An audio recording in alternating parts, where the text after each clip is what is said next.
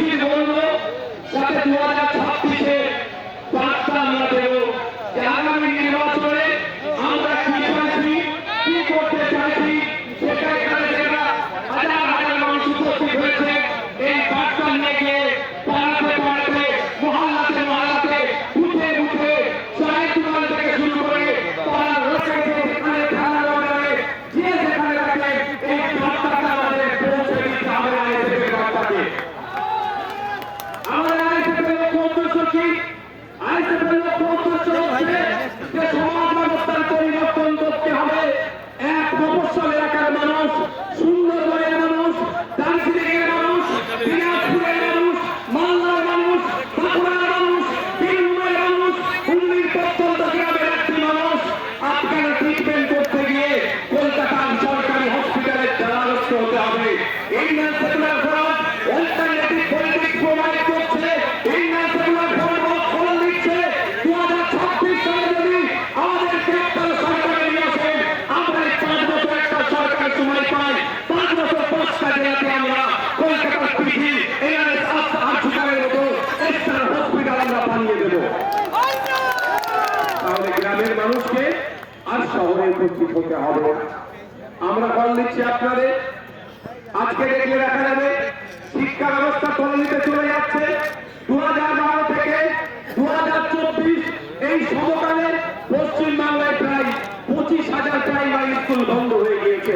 তাই আজকে আমরা এই মঞ্চ থেকে ঘোষণা দিচ্ছি, শুধু বন্ধ হয়ে যাওয়া স্কুলগুলো চালু করা নয়, নতুন নতুন শিক্ষা প্রতিষ্ঠান হবে, কলেজ তৈরি হবে, নতুন নতুন শিক্ষা প্রতিষ্ঠান হবে, কলেজ তৈরি হবে, সাথে সাথে ইউনিভার্সিটিও তৈরি হবে।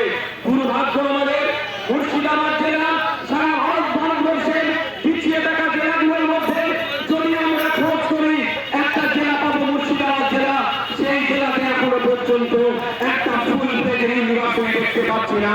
আমরা শুধু মুর্শিদাবাদ জেলা নয়, 10 লক্ষ 20 লক্ষ মানুষের গড়ে প্রতিটা জায়গায় আমরা সেই ইউনিভার্সিটি তৈরি করবো।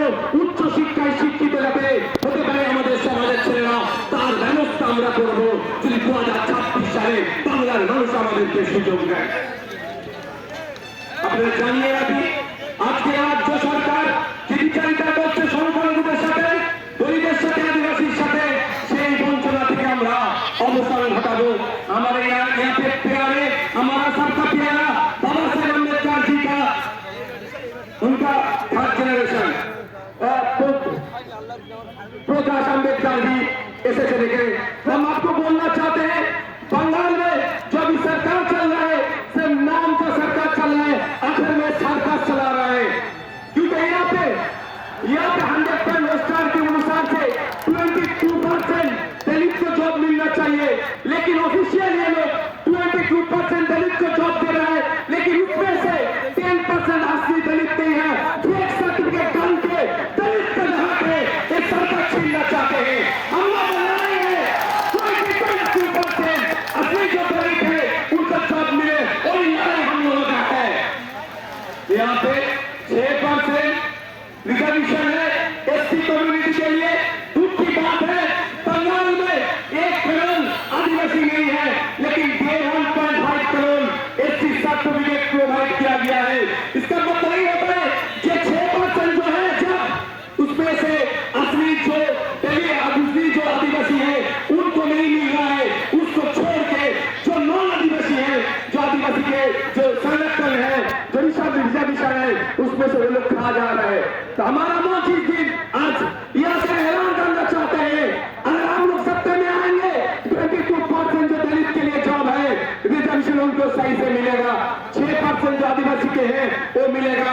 साथ में रंगला बिस्वाजी का जो कमीशन है, बैकवर्ड क्लास का जो माइनॉरिटी मुस्लिम है उनका जो 10% देने के लिए बोला है, हम लोग देंगे।